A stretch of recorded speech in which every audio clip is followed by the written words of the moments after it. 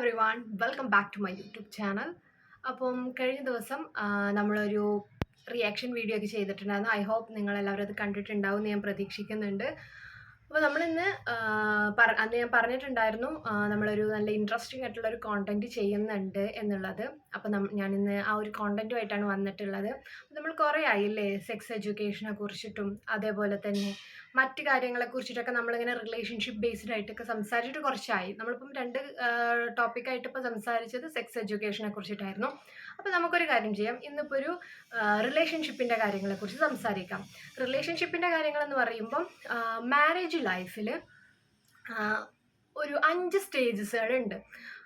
5-ൽ കൂടുതൽ സ്റ്റേജസുകളുണ്ട്. പക്ഷേ ഞാനതിലേറ്റവും പ്രധാനപ്പെട്ടുള്ള 5 സ്റ്റേജസുകളെ കുറിച്ചാണ് ഇവിടെ സംസാരിക്കുന്നത്. നമ്മൾ ഓരോരുത്തരും ഈ പറയുന്ന 5 സ്റ്റേജസ് കൂടെ ആയിരിക്കും കടന്നു പോയിട്ടുണ്ടാവുക.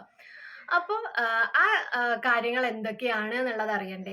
അപ്പോൾ അതിലൂടെ കടന്നു പോയവർ, അതുപോലെ അതിൽ സംഭവിച്ചിട്ടുള്ള ചില സ്റ്റേജസുകളിൽ നമ്മൾ കാണിക്കുന്ന ചില കാര്യങ്ങളായിരിക്കാം എന്ത് ചെയ്യുന്നത് മറ്റു സ്റ്റേജസുകളിലേക്ക് എത്തിക്കുന്നതും. അതുപോലെ തന്നെ എന്ത് ചെയ്യുന്നത് മറ്റു പല കാര്യങ്ങളും നമ്മൾ പ്രതീക്ഷിക്കാത്ത പല കാര്യങ്ങളും നമ്മളുടെ ലൈഫിൽ നടക്കുന്നതുമായിട്ടുള്ള കാര്യങ്ങളെ കുറിച്ചിട്ടൊക്കെയാണ് ഞാൻ ഇന്ന് ഇവിടെ സംസാരിക്കുന്നത്.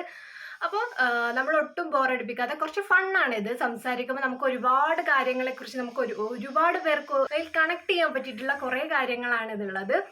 അപ്പോഴാണ് നമുക്ക് മനസ്സിലാക്കുക, അപ്പോൾ ഞാൻ ആ പോയിരുന്ന കാലഘട്ടത്തിന് ഇതാണല്ലേ പറയുക, അപ്പോൾ അത് കഴിഞ്ഞിട്ടുള്ള ഞങ്ങളുടെ ഇന്ന കാര്യങ്ങളുടെ ഇതാണല്ലേ പറയുക. അങ്ങനെ നമുക്ക് കുറച്ച് അങ്ങനെ ഓരോരുത്തർക്കും എന്ത് ചെയ്യാം, റീൽ കണക്ട് ചെയ്യാൻ പറ്റുക. അല്ലെങ്കിൽ ഇനി ഇപ്പം പുതിയതായിട്ടൊരു മാരേജ് ലൈഫിലേക്കൊക്കെ പോകുന്നവർക്ക് കുറച്ചൊക്കെ ഒരു ടിപ്സ് പോലെയൊക്കെ ആയിട്ടാണ് ഇത് വരുന്നത്. അപ്പോൾ നമ്മൾ ഒട്ടും വൈകിക്കണ്ട, നമുക്ക് നമ്മുടെ വീഡിയോയിലേക്ക് പോകാം. അപ്പോൾ ഞാൻ പറഞ്ഞതുപോലെ തന്നെ 5 സ്റ്റേജസുകളാണ് ഉള്ളത്. ഫസ്റ്റ് വൺ എന്ന് പറയുന്നത് ഹണിമൂൺ സ്റ്റേജ് ആണ്. സെക്കൻഡ് വൺ എന്ന് പറയുന്നത് realisation stage, disillusionment stage. Third stage എന്ന് പറയുന്നത് ദ പവർ സ്ട്രഗിൾ സ്റ്റേജ്, അതായത് അധികാര സമരഘട്ടം, അങ്ങനെയാണ് അതിനെ പറയപ്പെടുന്നത്. And fourth stage stability stage. അത് കഴിഞ്ഞിട്ട് ലാസ്റ്റ് സ്റ്റേജ്, അതായത് 5th സ്റ്റേജ് എന്ന് പറയുന്നത് കമ്മിറ്റ്മെന്റ് സ്റ്റേജ്. അപ്പം ഇങ്ങനെ 5 സ്റ്റേജസുകൾ കൂടെയാണ് നമ്മൾ ഓരോരുത്തരും കടന്നു പോയിട്ടുണ്ടാവും. ചിലർ ആ യാത്രയിൽ എന്ത് ചെയ്തിട്ടുണ്ടാവും, പകുതി വെച്ച് നിർത്തി പോയവരുണ്ടാവാം, രണ്ട് വഴിക്ക് പോയവരുണ്ടാവാം, ഇല്ലെങ്കിൽ അതുവഴി കൂടുതൽ കടന്നുപോയി ഈ പറയുന്ന 5th സ്റ്റേജിലേക്കൊക്കെ എത്തിയവരുണ്ടാവാം. അപ്പം നമുക്ക് എന്ത് ചെയ്യാം, കൂടുതൽ വൈകിപ്പിക്കാതെ നമുക്ക് കാര്യങ്ങളെക്കുറിച്ച് സംസാരിക്കാം അല്ലേ. അപ്പോൾ ആദ്യത്തെ എന്ന് പറയുന്നത് ഹണിമൂൺ സ്റ്റേജ് ആണ്. അതായത് ഈ സമയം എന്ന് പറയുമ്പോൾ ഹണിമൂൺ പോലെ തന്നെ പാലും പഞ്ചസാരയും പോലെയാണ് ഉണ്ടാവുക. അതായത് നമ്മുടെ കല്യാണം കഴിഞ്ഞ തുടക്കത്തിൽ അല്ലെങ്കിൽ ഒരു റിലേഷൻഷിപ്പിലേക്ക് കടക്കുന്ന ടൈമിൽ ഉണ്ടാവുന്ന തുടക്കഘട്ടം എന്നാണ് പറയുന്നത്. പക്ഷെ ഇത് ഒരു മാരേജ് സ്റ്റേജ് ആയിട്ടാണ് പറയുന്നത്. പക്ഷെ നമുക്ക് ഏതൊരു റിലേഷൻഷിപ്പ്, ഇപ്പോൾ ഒരു എന്താ പറയുക ലിവിങ് റിലേഷൻ ആണെങ്കിലും ഇല്ലെങ്കിൽ ഒരു പ്രണയ കാലഘട്ടങ്ങളിലാണെങ്കിലും ഈ സ്റ്റേജസുകളൊക്കെ വരുന്നുണ്ട് കേട്ടോ. അപ്പോൾ നമുക്കൊരു മാരേജ് സ്റ്റേജ് എന്ന് പറയുമ്പം മാക്സിമം അധികം ഇപ്പോൾ നമ്മുടെ നാട്ടിൽ കൂടുതലായിട്ട് എന്താണ് ലിവിങ് റിലേഷൻഷിപ്പിനെക്കാട്ടിലും കൂടുതലായിട്ട് മെജോറിറ്റി എടുത്ത് നോക്കുമ്പോൾ ഒരു മാരേജ് ലൈഫാണ് കൂടുതൽ ആളുകൾ ചൂസ് ചെയ്യുന്നത് ഒരു ലിവിങ് റിലേഷനെക്കാട്ടിലും കൂടുതലായിട്ട്. അപ്പോൾ നമുക്ക് അതിനെക്കുറിച്ച് തന്നെ സംസാരിക്കാം അല്ലേ. അപ്പോൾ മാരേജ് ലൈഫിൽ ഈ ഫസ്റ്റ് സ്റ്റേജ് എന്ന് പറയുന്നതാണ് ഹണിമൂൺ സ്റ്റേജ്. ഇതിന് റൊമാൻസ് സ്റ്റേജ് എന്നും പറയപ്പെടുന്നുണ്ട് കേട്ടോ. റൊമാൻറ്റിക് സ്റ്റേജ് ഇല്ലെങ്കിൽ ഹണിമൂൺ സ്റ്റേജ്. അപ്പോൾ തന്നെ നിങ്ങൾക്ക് കുറച്ചൊക്കെ കാര്യങ്ങൾ പിടികിട്ടിട്ടുണ്ടാവും. അതായത് നമ്മൾ ഈ ടൈമിലായിരിക്കും ഈ പറയുന്നത് പോലെ ഭയങ്കരമായിട്ടുള്ള, അതായത് എന്താ പറയുക അറ്റങ്ങളില്ലാത്ത പ്രണയം എന്നൊക്കെ പറയുന്ന പോലെയുള്ളൊരു ഘട്ടമാണിത്. മാത്രമല്ല ഇവർ തമ്മിൽ പരസ്പരം ഭയങ്കരമായിട്ടുള്ള ബോണ്ടിങ് ആയിരിക്കും. ഇവർ പരസ്പരം ഭയങ്കര തേനും അടയും ചക്കരയും എന്നൊക്കെ പറയുന്ന അവസ്ഥയാണ് ഉണ്ടാവാറുള്ളത്.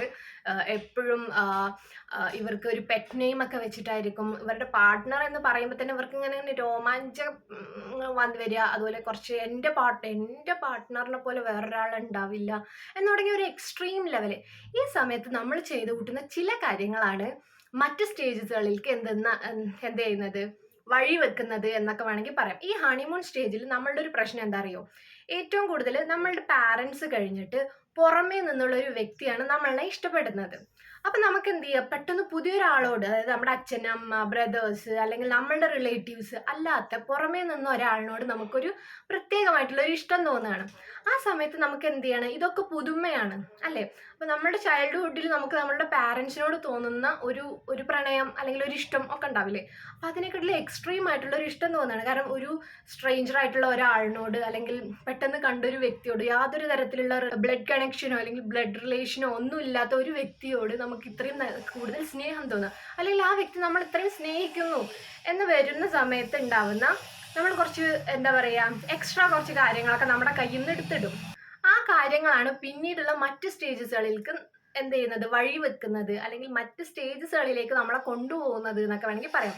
അപ്പൊ ഈ കല്യാണമൊക്കെ കഴിഞ്ഞ പുതുക്കത്തിൽ പറഞ്ഞിട്ടുണ്ടെങ്കിൽ ഇവർ ഭയങ്കരമായിട്ട് അങ്ങ് ഇഷ്ടപ്പെടും. മാത്രമല്ല ഇവർക്ക് പരസ്പരം എന്താ പറയാ, ഇവർ പരസ്പരം ഇല്ലാത്ത ഒരു സമയത്തെക്കുറിച്ച് ചിന്തിക്കാനോ ഇല്ലെങ്കിൽ ഈ പറയുന്നത് പോലെ എന്താ പറയാ കൂടുതൽ ടൈം ഇരുന്ന് സംസാരിക്കും. ഭയങ്കര ഓപ്പൺ അപ്പ് ആയിട്ടുള്ള കോൺവെർസേഷൻസുകൾ ഉണ്ടാകും. അതുപോലെ ഗിഫ്റ്റിങ്ങും സർപ്രൈസസുകളും കൊണ്ട് അങ്ങനെ എങ്ങനെയൊക്കെ നമ്മുടെ പാർട്ട്ണറിനെ നമുക്ക് എങ്ങനെയൊക്കെ സന്തോഷിപ്പിക്കാൻ പറ്റുമോ ആ രീതിക്കൊക്കെ സന്തോഷിപ്പിക്കും. ഭയങ്കര ക്രിഞ്ച് പരിപാടികളൊക്കെയും ചെയ്തു വെക്കുന്ന ഒരു ടൈമാണ് ഈ പറയുന്ന ഹണിമൂൺ സ്റ്റേജ് എന്ന് പറയുന്നത്. ഈ സമയത്തായിരിക്കും നമ്മൾ എന്ത് ചെയ്യുക, നമ്മുടെ പാർട്ട്ണറിനോട് വളരെ ഷുഗർ കോട്ട് ചെയ്തിട്ടുള്ള സംസാരങ്ങൾ, ഭയങ്കര പൈങ്കിളി വർത്തമാനമൊക്കെ പറയുന്നത് ഈ ഒരു ടൈമിലായിരിക്കും. മാക്സിമം അധികേറും ആളുകളൊക്കെയും ഈ പറയുന്ന കാര്യങ്ങളൊക്കെ ചെയ്തിട്ടുണ്ടാവും. പക്ഷേ എന്ത് ചെയ്യുന്നുണ്ട്, ഇവർക്കറിയില്ല ഇതൊരു ക്രിഞ്ചാണ് എന്നുള്ളത്. പുറമെ നിന്ന് നോക്കുന്നവർക്ക് ഇത് ഭയങ്കര പൈങ്കിളിയായിട്ട് തോന്നും. പക്ഷെ ഇവർക്ക് അതെന്തായിരിക്കും, ഇവർ വളരെയധികം ആസ്വദിച്ച് ചെയ്യുന്ന കാര്യങ്ങളായിരിക്കും ഇതെല്ലാം. മാത്രമല്ല ഒരു ഒരു ദിവസം ഒരു എന്താണ് കൂടുതൽ സമയം ഈ പറയുന്ന പാർട്ട്ണറുമായിട്ട് സ്പെൻഡ് ചെയ്യും. അല്ലെങ്കിൽ അവരിനോട് ഫോൺ ചെയ്തിട്ടോ അല്ലെങ്കിൽ അവർക്ക് സർപ്രൈസ് വിസിറ്റ് ചെയ്തിട്ടോ ഇല്ലെങ്കിൽ അവരുടെ ബർത്ത്ഡേ നമ്മൾ ആലോചിച്ചുകൊണ്ട് തന്നെ എന്ത് ചെയ്യുന്നുണ്ട്, വിഷ് ചെയ്യും. അങ്ങനെ നമുക്ക് എങ്ങനെയൊക്കെ അവരെ എന്ത് ചെയ്യാൻ പറ്റും, സന്തോഷിപ്പിക്കാൻ പറ്റും, അതുപോലെയൊക്കെ സന്തോഷിപ്പിച്ചിട്ട് ചെയ്യും.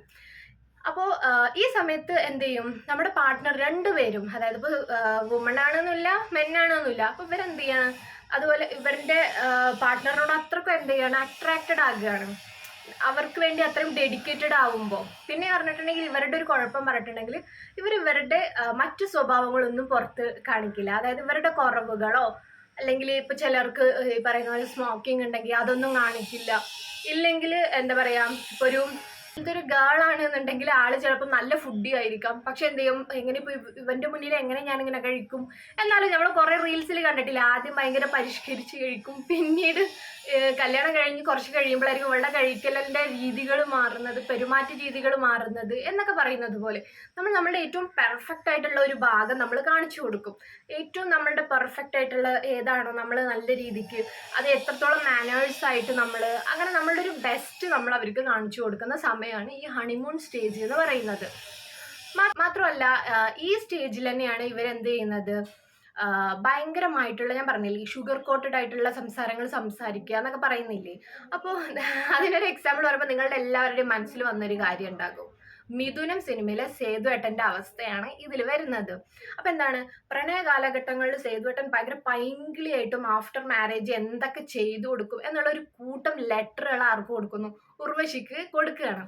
പിന്നീട് എന്താണ്, കല്യാണം കഴിഞ്ഞ് ഈ പറഞ്ഞ ഹണിമൂൺ സ്റ്റേജ് കഴിഞ്ഞതിന് ശേഷമാണ് എന്ത് ചെയ്യുന്നത്, ഉർവശിക്ക് ഓരോന്നും കണക്ട് ചെയ്ത് ഓരോ ലെറ്ററുകൾ കൊണ്ടു കൊടുക്കുന്ന ഒരു സീന് നമ്മൾ കണ്ടിട്ടില്ലേ, അതാണ് ആ സമയത്ത് നടക്കുന്നത് എന്ന് പറയുന്നത്. അപ്പോൾ അതേപോലെ ഭയങ്കരമായിട്ട് നമ്മൾ എന്ത് ചെയ്യും, ഭയങ്കര ഡെഡിക്കേറ്റഡ് ആയിട്ട് മാറും. അതാണ് ഈ ഒരു ഹണിമൂൺ സ്റ്റേജിൽ ഉണ്ടാവുന്നത്.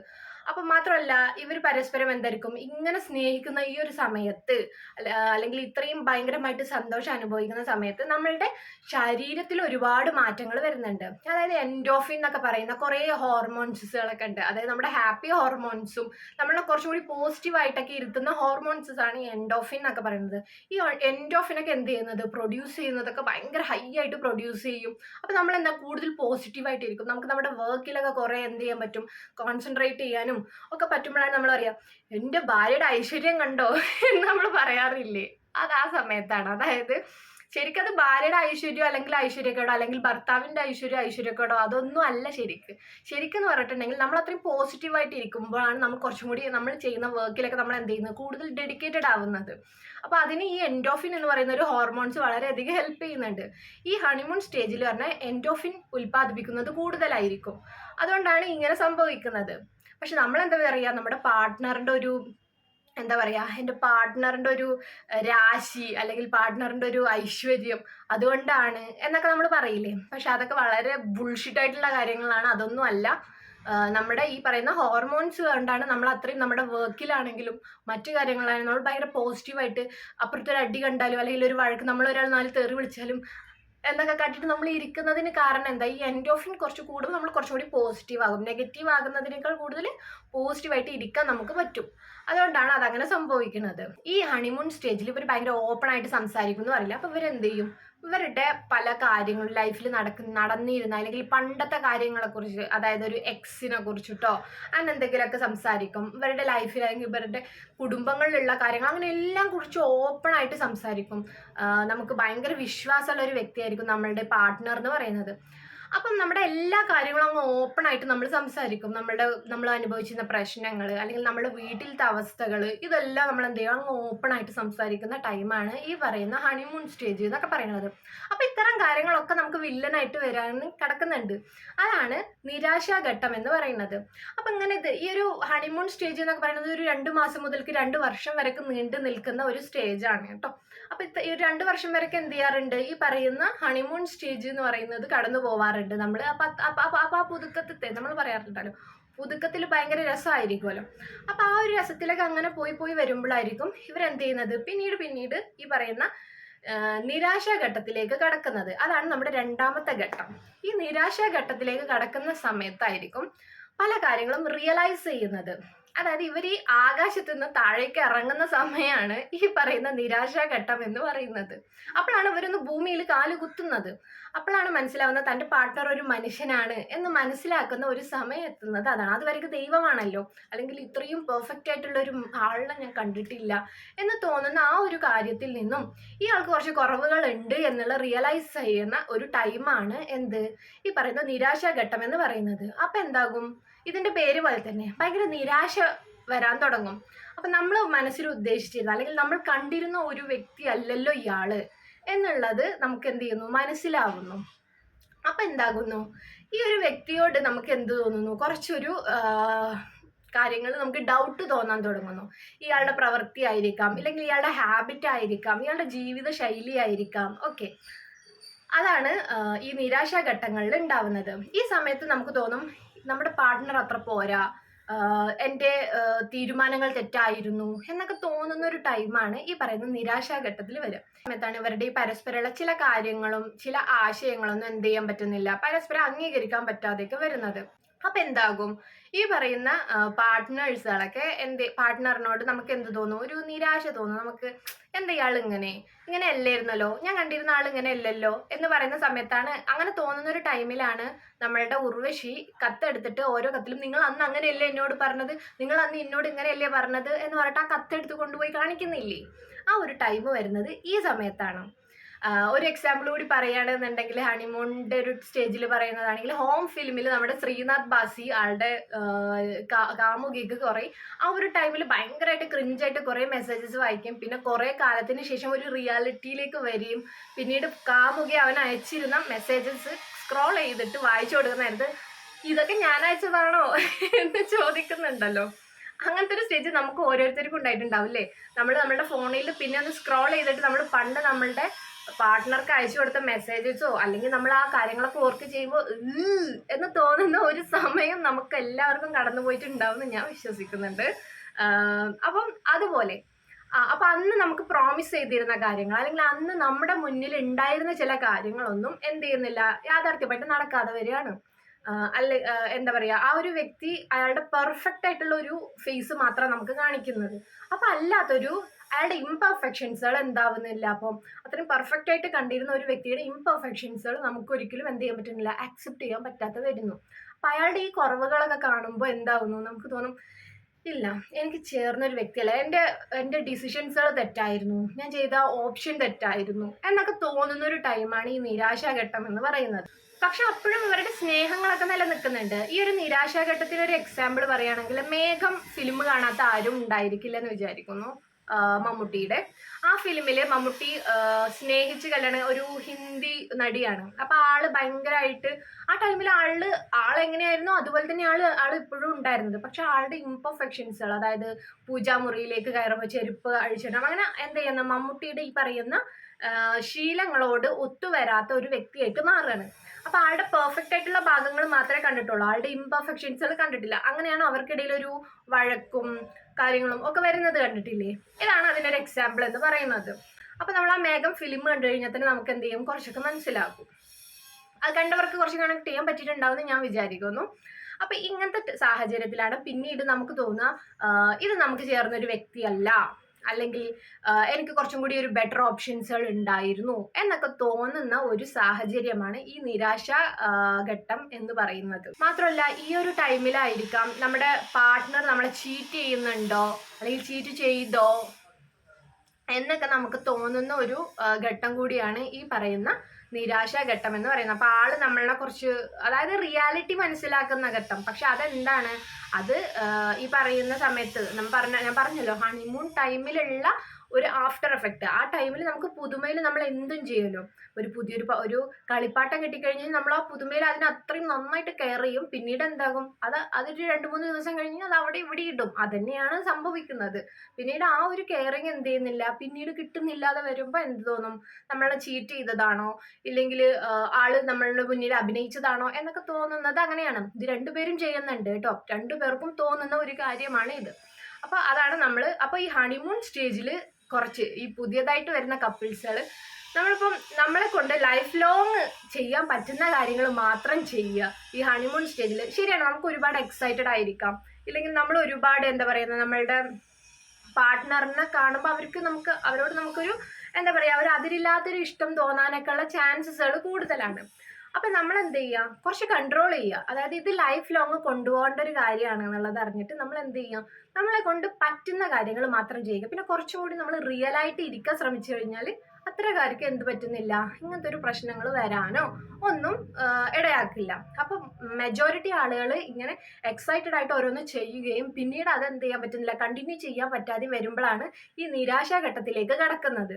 അപ്പൊ നമ്മൾ ആ ടൈമിൽ ഹണിമൂൺ സ്റ്റേജ് കുറച്ച് കുഴപ്പക്കാരനാണെന്ന് ഞാൻ പറഞ്ഞില്ലേ, അതാണ് ഇത്. ഹണിമൂൺ സ്റ്റേജിൽ നമ്മൾ സൂക്ഷിച്ചു കഴിഞ്ഞ് കഴിഞ്ഞാൽ നിരാശാഘട്ടത്തിലേക്ക് നമ്മൾ പോവാതെ കുറച്ച്, അതായത് നിരാശാഘട്ടം കുറച്ച് വഷളാവാതെ നമുക്ക് എന്ത് ചെയ്യാൻ പറ്റും, കുറച്ച് കൈകാര്യം ചെയ്യാൻ നമുക്ക് പറ്റും. പിന്നെയാണ് ദ പവർ സ്ട്രഗിൾ സ്റ്റേജ്, അതായത് അധികാര സമര ഘട്ടം.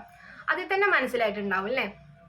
പിന്നീടാണ് നമുക്ക് എന്ത് പറ്റുന്നത്, ഈ പറയുന്ന അതിന്റെ പേര് പോലെ തന്നെ അധികാരങ്ങൾ സ്ഥാപിക്കാൻ ശ്രമിക്കുന്നത്. അതായത് എൻ്റെ ഇഷ്ടത്തിന് നീ നടക്കുക, നിന്റെ ഇഷ്ടത്തിന് ഞാൻ നടക്കില്ല. അപ്പോൾ രണ്ടുപേരും അതിന് വേണ്ടിയിട്ട് എന്ത് ചെയ്യും, തർക്കങ്ങൾ തുടങ്ങും. ഇപ്പം അതായത് എൻ്റെ ഇഷ്ടങ്ങൾ നടത്തണം, എൻ്റെ ഇഷ്ടത്തിനനുസരിച്ച് നീ വരണം എന്നൊക്കെ ഉള്ള ഒരു രണ്ടുപേരും, ഒരാളിനെ മാത്രം നമ്മൾ ഒരിക്കലും എന്ത് ചെയ്യാം, കുറ്റപ്പെടുത്തില്ല. രണ്ടുപേരും എന്ത് ചെയ്യും, എൻ്റെ ഇഷ്ടം ആദ്യം എന്നുള്ള രീതിക്ക് എന്ത് ചെയ്യും, അതിന് വേണ്ടിയിട്ട് തർക്കങ്ങൾ ഉണ്ടാകും. അപ്പൊ ഈ ഒരു ഘട്ടത്തിന് ഒരു രസകരമായിട്ടുള്ള ഒരു പേരും കൂടി ഉണ്ട്, ദുരിതഘട്ടം. ദുരിതഘട്ടം എന്നും കൂടി ഈ ഇതിന് പേര് വരുന്നുണ്ട്.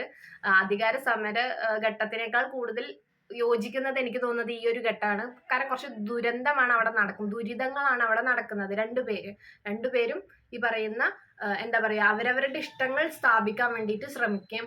അതുവഴി ബ്ലെയിം ചെയ്യും. ഭയങ്കരമായിട്ടുള്ള അടി വഴക്ക് ഒക്കെ നടക്കുന്ന ഒരു സ്റ്റേജാണിത്. അതായത് ഇവരുടെ ഈ വഴക്ക് കാരണം എന്ത് ചെയ്യാൻ പറ്റുന്നില്ല, ഇവർക്ക് കാര്യങ്ങൾ കയ്യിലൊതുങ്ങാതെ വരും. ഈ നിരാശാഘട്ടത്തിലത്തെ കാര്യങ്ങൾ കയ്യിലൊതുങ്ങാതെ വരുന്ന സമയത്ത് നമുക്ക് മനസ്സിലാകാം ഇപ്പൊ നമ്മൾ ദുരിതഘട്ടത്തിലാണ് എന്ന് നമുക്ക് മനസ്സിലാകണം. അപ്പോഴാണ് ഈ പറയുന്ന ദുരിതഘട്ടം എന്നത് അതിനെ വിളിക്കുന്നത്. നമ്മുടെ കാര്യങ്ങൾ നമ്മുടെ കയ്യിൽ, ഈ രണ്ടുപേരുടെ കയ്യിൽ ഒതുങ്ങാതെ വരിക. നമ്മൾ പറയാറില്ല, പല മധ്യസ്ഥം കാര്യങ്ങളും ഒക്കെ ചില റിലേഷൻഷിപ്പിൽ ഉണ്ടാവാറുണ്ടല്ലോ. അതിനൊക്കെ റീസൺ ആണ് അപ്പൊ നമ്മൾ മനസ്സിലാക്കണം, ഇപ്പൊ ഞാൻ പോകുന്നത് ദുരിതഘട്ടത്തിൽ കൂടെയാണ് എന്ന് നമുക്ക് മനസ്സിലാക്കാൻ പറ്റിക്കഴിഞ്ഞാൽ, അങ്ങനെ അവർക്ക് ഈ ആർഗ്യുമെന്റ്സുകളും കൊണ്ട് ബുദ്ധിമുട്ടിയിട്ട് പല കാര്യങ്ങളും ആർഗ്യുമെന്റ്സ് വരാതിരിക്കാൻ വേണ്ടിയിട്ട് എന്ത് ചെയ്യും, ഇവർ പരസ്പരം ഒരു ഗ്യാപ്പ് ഇടും.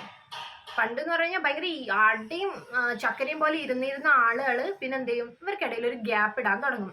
അതെന്ത് ചെയ്യാൻ പറ്റും, നമ്മുടെ ഈ ബന്ധത്തിൽ ഒരു വിള്ളൽ വരാനൊക്കെ ചാൻസ് വളരെയധികം കൂടുതലാണ്.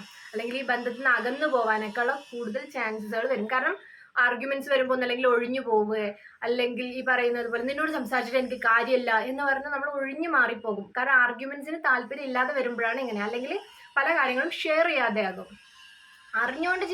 പണ്ട് അറിഞ്ഞുകൊണ്ട് ചെയ്തിരുന്ന കാര്യങ്ങൾ രഹസ്യമായി ചെയ്യാൻ തുടങ്ങും. അതാണ് ഈ സമയത്ത് സംഭവിക്കുന്നത്. അപ്പൊ അടി ഉണ്ടാവരുത് അല്ലെങ്കിൽ വഴക്കുണ്ടാവരുത് എന്ന് കരുതിയിട്ടാണ് ഇവരത് ചെയ്യുന്നത്. അപ്പൊ ഈ സമയത്താണ് തന്റെ പങ്കാളി, അതായത് തന്റെ പാർട്ട്ണർ ഭയങ്കര മോശപ്പെട്ട വ്യക്തിയാണെന്ന് തോന്നുകയും പിന്നെ ആളുമായിട്ട് ആളിനൊരു വിശ്വസിക്കാൻ പറ്റാത്ത ആളാണ് എന്ന് മനസ്സിലാക്കുകയൊക്കെ ചെയ്യുക. കാരണം അതിനൊരു റീസൺ ഉണ്ട്. ഞാൻ പറഞ്ഞല്ലോ, നമ്മുടെ ഹണിമൂൺ സ്റ്റേജിൽ നമ്മൾ ഭയങ്കര ഓപ്പൺ ആയിട്ട് സംസാരിക്കും. ഈ ആ സാധനങ്ങൾ എടുത്തിട്ട് അപ്പൊ നമ്മൾ നമ്മളുടെ ചിലപ്പോൾ ചില പ്രോബ്ലംസുകളോ ഇല്ലെങ്കിൽ നമ്മുടെ എക്സിനെ കുറിച്ചിട്ടൊക്കെ നമ്മൾ എന്ത് ചെയ്തിട്ടുണ്ടാവും, സംസാരിച്ചിട്ടുണ്ടാവാം. പക്ഷെ എന്ത് ചെയ്യും, ഈ പറയുന്ന ദുരിതഘട്ടത്തില് എന്ത് ചെയ്യും, ഇവരിത് എടുത്തിട്ട് ഓപ്പോസിറ്റ് എടുത്തിട്ട് അടിക്കും. അത് പലപ്പോഴും നമ്മൾ പല കപ്പിൾസിന്റെ ഇടയിൽ കാണുന്ന ഒരു കാര്യം. അല്ലെങ്കിൽ നിനക്ക് അങ്ങനെ സംഭവിച്ചത് നിന്റെ സ്വഭാവ ഗുണം കൊണ്ടാ എന്ന് പറയാത്തതായിട്ട് ആരുണ്ട്? അതായത് അവരുടെ സങ്കടത്തോടുകൂടി അവർ അത്രയും സീക്രട്ട് ആയിട്ട് വെച്ചിരുന്ന ഒരു കാര്യം നമ്മളോട് എന്ത് ചെയ്യുന്നു, ഷെയർ ചെയ്യുന്നു. ആ കാര്യം നമ്മൾ എന്ത് ചെയ്യും, ഈ സമയങ്ങളിൽ എടുത്തിട്ട് സംസാരിക്കും. അപ്പൊ എന്താകും, അത് അവരെ കൂടുതൽ ഹേർട്ട് ചെയ്യും. മാത്രമല്ല അവർക്ക് പരസ്പരമുള്ള വിശ്വാസം നഷ്ടപ്പെടും. അപ്പൊ എന്ത് ചെയ്യും, പിന്നീട് ഇത്തരത്തിലുള്ള സീക്രട്സുകളൊന്നും എന്ത് ചെയ്യാറില്ല, ഷെയർ ഒന്നും ചെയ്യാതെ വരും. അതാണ് ഈ ദുരിതഘട്ടത്തിൽ എല്ലാം കൊണ്ടും ഒരു ദുരന്ത ഘട്ടമായിട്ടാണ് മാറുന്നത്. അതുകൊണ്ട് തന്നെ ഈ സമയങ്ങളിലൊക്കെ ഇവരിങ്ങനെ പലപ്പോഴും നമ്മുടെ പാർട്ട്ണറിന്റെ ഓരോ പ്രവർത്തികളൊക്കെ കൊണ്ട് നമ്മളുടെ ജീവിതം ഇവർ തുലക്കുകയാണോ, അല്ലെങ്കിൽ നമ്മുടെ ജീവിതം ഇവർ ഇല്ലാണ്ടാക്കിക്കൊണ്ടിരിക്കുകയാണോ, ഒരു ശത്രുവിനെ പോലെയൊക്കെ എന്ത് ചെയ്യാൻ പറ്റും, നമ്മുടെ പാർട്ട്ണർ നമ്മൾ കാണാൻ തുടങ്ങുന്ന ഒരു സമയം കൂടിയാണ്.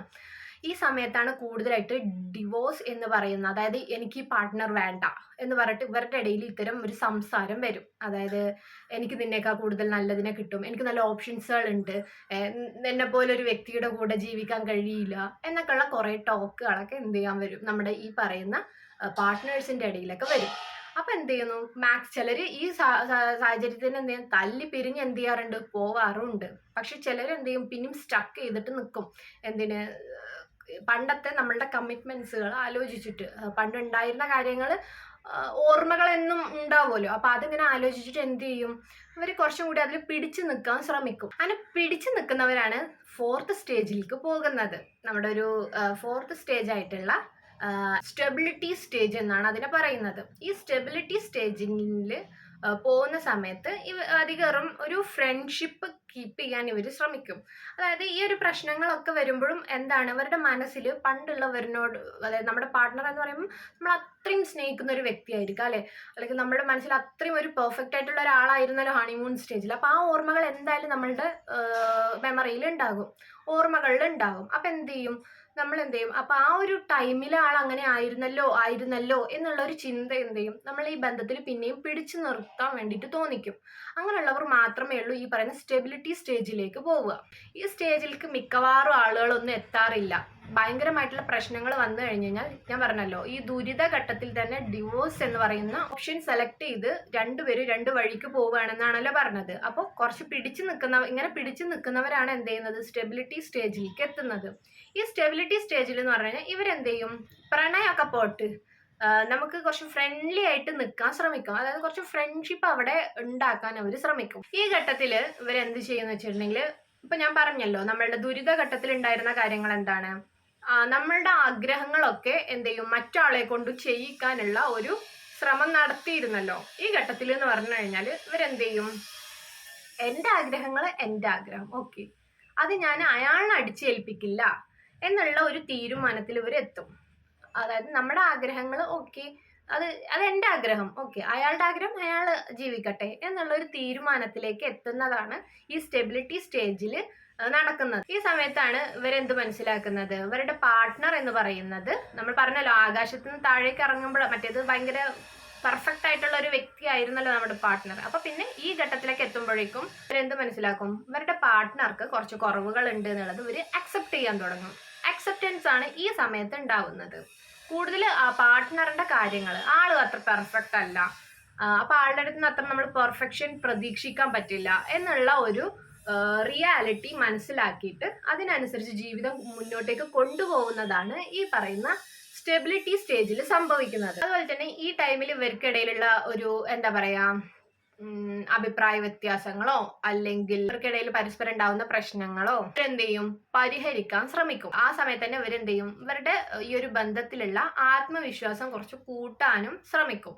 അതിനു വേണ്ടിയിട്ട് ഇവരെന്ത് ചെയ്യും, ഇവരുടെ ഈ ബന്ധം കുറച്ചും കൂടി ഒന്ന് ദൃഢമാകാൻ അല്ലെങ്കിൽ കുറച്ചൊന്ന് സ്ട്രോങ് ആവാൻ വേണ്ടിയിട്ട് അല്ലെങ്കിൽ അതൊന്ന് നിലനിർത്താൻ വേണ്ടിയിട്ട് എന്ത് ചെയ്യും, പണ്ട് ഇവർക്ക് രണ്ടുപേർക്കും കോമൺ ആയിട്ട് ഇഷ്ടപ്പെട്ട ഒരേ കാര്യങ്ങൾ ഉണ്ടാവും ചെയ്യാൻ. ഇപ്പൊ ചിലർ പറയാറില്ലേ, എന്റെ ഭാര്യ ഞാനും തമ്മിൽ ആശയത്തിൽ ഭയങ്കര വ്യത്യാസമുണ്ട്, അല്ലെങ്കിൽ ഞാനും എന്റെ ഭർത്താവും തമ്മിൽ ആശയത്തിൽ വളരെ വ്യത്യാസമുണ്ട്, പക്ഷെ ഞങ്ങൾക്ക് രണ്ടുപേർക്കും ഒരുപോലെ ചെയ്യാൻ ആഗ്രഹമുള്ള ചില കാര്യങ്ങളുണ്ട്. ചിലപ്പം രണ്ടുപേർക്കും യാത്ര ചെയ്യാൻ വളരെ ഇഷ്ടമായിരിക്കും, അല്ലെങ്കിൽ രണ്ടുപേർക്കും ഈ പറയുന്നത് പോലെ നല്ല ഫുഡുകളൊക്കെ ഒന്ന് കഴിക്കാനോ ഒക്കെയൊക്കെ പോകാനൊക്കെ താല്പര്യമുള്ള ആളുകളായിരിക്കും. അപ്പൊ അത്തരത്തിലുള്ള കോമൺ ആയിട്ട് ഇവർക്ക് ഒരുപോലെ ചെയ്യാൻ താല്പര്യമുള്ള കാര്യങ്ങൾ കൂടുതൽ ചെയ്യാൻ ഇവർ ശ്രമിക്കും.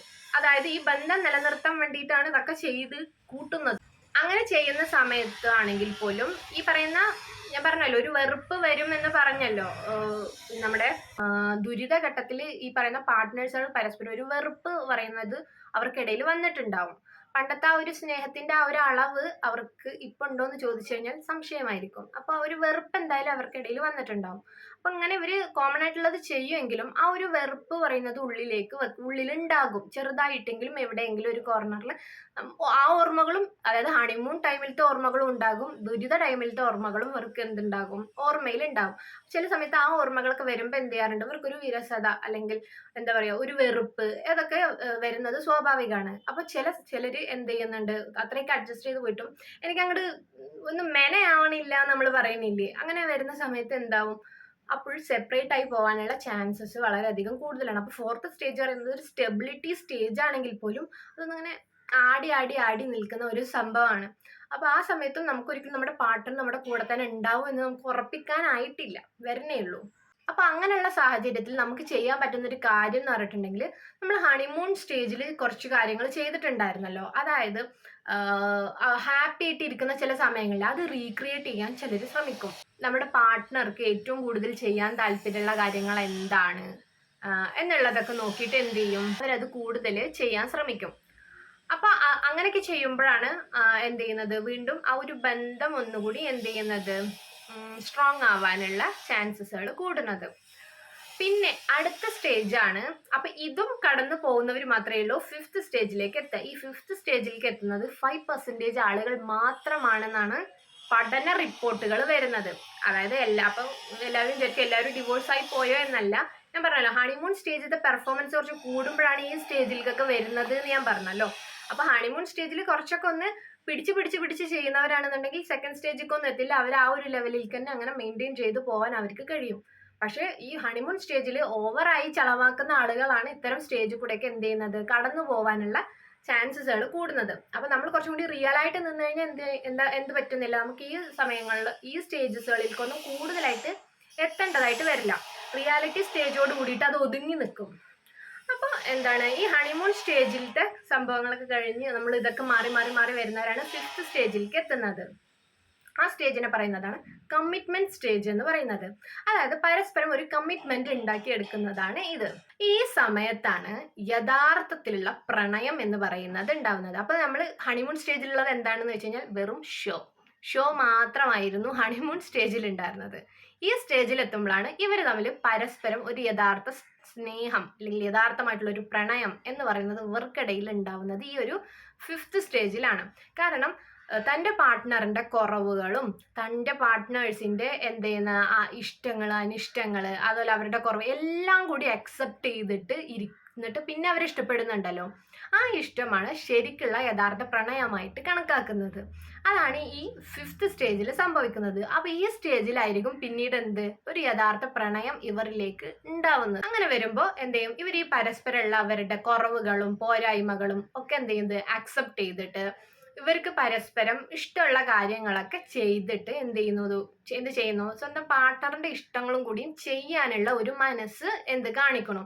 അപ്പം ഫോർ എക്സാമ്പിൾ ഇപ്പൊ പറയുകയാണെന്നുണ്ടെങ്കിൽ നമ്മള് എന്താ പറയാ ചില ഫിലിമുകളിലൊക്കെ കണ്ടിട്ടില്ലേ, ചിലർക്ക് ഈ പറയുന്നത് പോലെ പാർട്ട്ണറുമായിട്ട് പുറത്തു പോവാനോ അല്ലെങ്കിൽ ടൂർ അടിച്ച് നടക്കാനോ ഒന്നും ചിലപ്പോൾ താല്പര്യമില്ലാത്തവരുണ്ടാകും. അപ്പൊ അങ്ങനെയുള്ള സമയത്ത് എന്ത് ചെയ്യും, പാർട്ട്ണർക്ക് ഇഷ്ടമുള്ള കാര്യങ്ങളും കൂടി ഒന്ന് ചെയ്യാൻ എന്ത് ചെയ്യും, ഈ സാഹചര്യങ്ങളിൽ ശ്രമിക്കും. അതാണ് പരസ്പരമുള്ള അവരുടെ ഓപ്പോസിറ്റ് നിൽക്കുന്ന നമ്മുടെ പാർട്ട്ണറിന്റെ ഇഷ്ടങ്ങളും കൂടി നമ്മൾ എന്ത് ചെയ്യും, പരിഗണിക്കാൻ ശ്രമിക്കും. അതാണ് ഈ സ്റ്റേജിൽ നടക്കുന്നത്. അങ്ങനെ വരുന്ന സമയത്താണ് ഈ സ്റ്റേജിൽ നമ്മുടെ പാർട്ട്ണറിനോട് അതായത് ഈ സ്റ്റേജിൽ നമ്മുടെ പാർട്ട്ണറിനോടുള്ള ഒരു വെറുപ്പില്ലാതാകും. ഏത് വെറുപ്പ്, നമ്മളുടെ അധികാരഘട്ടത്തിൽ ഉണ്ടായിരുന്ന ഒരു വെറുപ്പ് പറയില്ലേ, ആ വെറുപ്പ് കൊണ്ടാണല്ലോ ഇവര് ഡിവോഴ്സായി പോകുന്നത് എന്ന് പറയുന്നത്. അപ്പൊ ആ ഉണ്ടായിരുന്ന വെറുപ്പ് എന്ത് ചെയ്യും, പതിയെ ഇല്ലാണ്ടായിട്ട് വരും. അപ്പൊ അതാണ് ഈ സ്റ്റേജിൽ നടക്കുക. അപ്പൊ ആ വെറുപ്പില്ലാതാകുമ്പോൾ എന്ത് ചെയ്യുന്നു? സ്നേഹം അവർക്ക് പരസ്പരം ഒരു സ്നേഹം ഉണ്ടാവാൻ അത് റീസൺ ആകുന്നു. പിന്നെ എന്താകുന്നു? അങ്ങനെ വീണ്ടും അവരവരുടെ ഒരു ലൈഫ് റീസ്റ്റാർട്ട് ചെയ്യുക, അല്ലെങ്കിൽ അവരുടെ ഒരു പ്രണയം റീസ്റ്റാർട്ട് അല്ലെങ്കിൽ ഒരു സ്നേഹം റീസ്റ്റാർട്ട് ചെയ്യുന്ന സമയത്തിന്റെ ഒരു ഭാഗമായിട്ട് ഇവരെന്ത് ചെയ്യും? ചില ആളുകൾ, എല്ലാവരും എന്നൊന്നും ഞാൻ പറയുന്നില്ല, ചിലരെന്ത് ചെയ്യും? ഇത്രയും പ്രശ്നങ്ങളും കാര്യങ്ങളും ഒക്കെ ഉണ്ടായതല്ലേ, അപ്പൊ ഇവർക്ക് പരസ്പരം ഒരു വെറുപ്പ് കുറയുമ്പോൾ എന്ത് ചെയ്യുന്നു? സ്നേഹം കൂടുന്നു.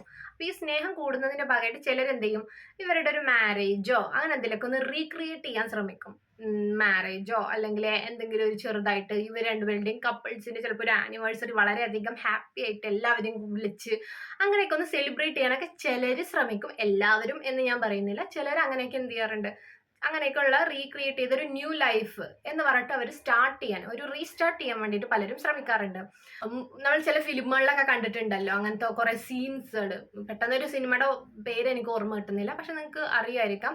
ഈ പറയുന്ന ചില ഫിലിമുകൾ നമ്മൾ കണ്ടിട്ടില്ലേ? കല്യാണം കഴിഞ്ഞ് ഓൾറെഡി കഴിഞ്ഞ് ഭയങ്കര വഴക്കും കാര്യങ്ങളും ഒക്കെ ആയി കഴിഞ്ഞിട്ട് പിന്നെ എന്ത് ചെയ്യും? ഇവരുടെ ഒരു റീജോയിൻ ചെയ്ത് ഇവരുടെ വെറുപ്പും കാര്യങ്ങളൊക്കെ തീരുമ്പോൾ എന്ത് ചെയ്യുന്നു? ഇവർ വീണ്ടും അതൊന്ന് റീക്രിയേറ്റ് ചെയ്യാൻ വേണ്ടിയിട്ട് അല്ലെങ്കിൽ ഒരു റീസ്റ്റാർട്ടിങ്ങിന്റെ ഭാഗമായിട്ട് എന്ത് ചെയ്യുന്നു? ഒരു കല്യാണം പോലെയോ എന്തെങ്കിലുമൊക്കെ അവരൊന്ന് ജസ്റ്റ് കുറച്ച് പേരെ, കുറച്ച് അടുത്ത കുറച്ച് ഫ്രണ്ട്സുകളെയോ കുറച്ച് ഫാമിലിനെയൊക്കെ കൂട്ടിയിട്ട് എന്ത് ചെയ്യും? ഒരു വിവാഹം പോലെയോ ഇല്ലെങ്കിൽ ഒരു അവരുടെ ഒരു ആനിവേഴ്സറിയോ ഒക്കെ എന്ത് ചെയ്യും? വളരെയധികം സെലിബ്രേറ്റ് ചെയ്ത് അതവർ നടത്തും.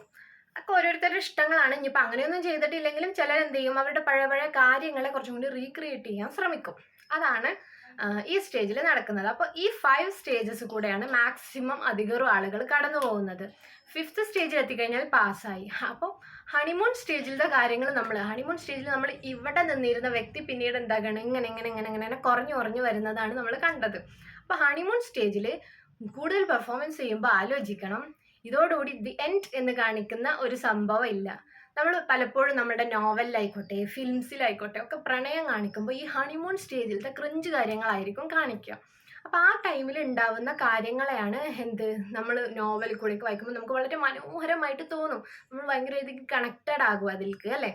അപ്പോൾ അത് കാണിക്കുന്നത് ഹണിമൂൺ സ്റ്റേജിലത്തെ കാര്യങ്ങളാണ്. എടുത്തിട്ട് വട്ടം കറക്കുന്നു അങ്ങനെയുള്ള കാര്യങ്ങളൊക്കെ കാണുന്നത്.